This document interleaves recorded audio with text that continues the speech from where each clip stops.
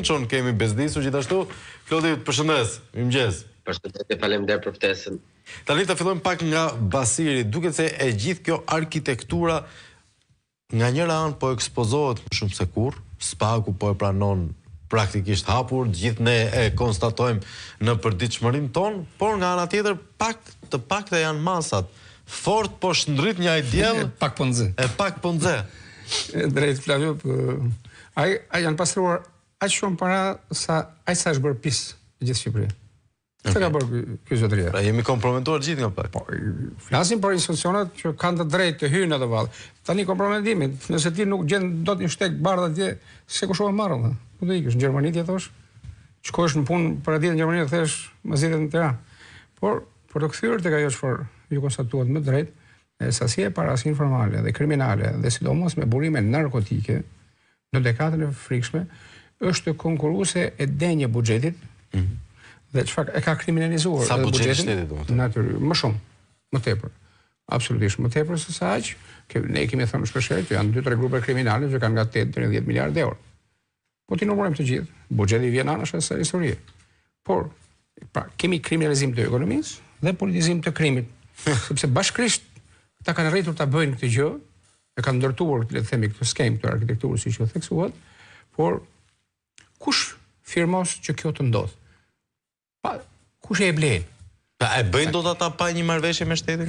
Po fjalë. Ose me Rama, se shteti është fjalë e madhe. Në 2013 Rama kishte ato sloganin, qelpsirat gjithë bashkë. Gjithë vendit bashkohuni dhe qelpsirat i mori Rama me qira.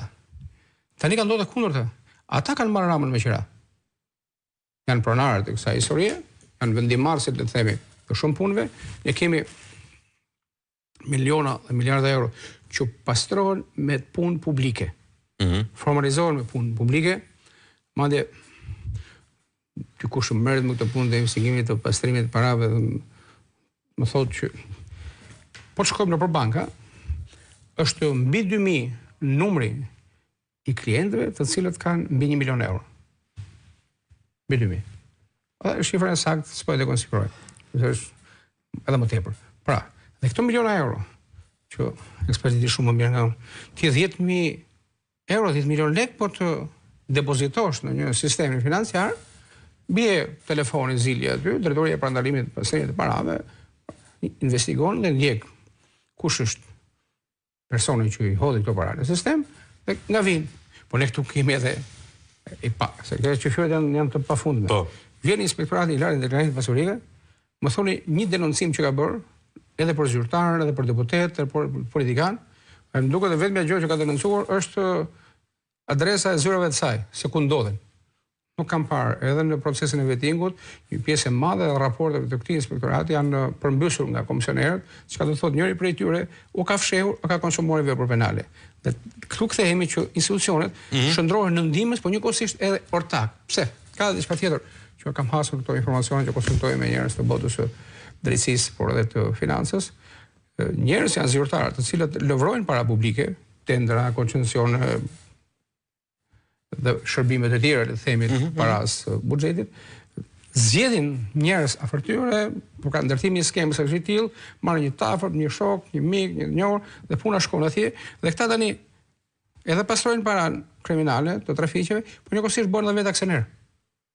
Janë vetë aksionerë të ky biznes dhe kanalizojnë, le të themi, punën në atë ministri ku janë, në atë drejtori ku gjenden. Para e tyre ka 5D në çdo institucion. Dhe në këtë grup të 5D-ve, absolutisht njëri prej tyre që do të jetë edhe vendimarrësi, është nga bota e trafikut drogës. E qartë. Muço, sa mund të funksionojë kjo skema dhe mbi gjitha çfarë do të thotë për ekonominë e lishme kur vetë Spaku në raportin vjetor për kuvendin të jep këto shifrat, paraqes këtë panoramë?